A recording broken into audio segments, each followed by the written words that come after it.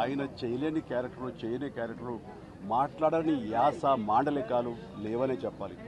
అంతగా పరిపూర్ణమైనటువంటి నటన. నాటక రంగం నుంచి వచ్చి సినిమా రంగంలో తనకంటూ ప్రత్యేకమైన స్థానం ఏర్పరచుకున్నటువంటి గొప్ప నటుడు. ఆయనతోటి నాకు ఎన్నో సినిమాల అనుబంధం ఉంది. ప్రతి సినిమా ఒక్కొక్క అద్భుతమైనటువంటి నాకు ఒక ప్రత్యేకం. అండ్ అలాంటి మా కోట శ్రీనివాసరావు గారు ఈ రోజున లేరు అనుకోవటం అనేది నిజంగా చాలా తీరని లోటు.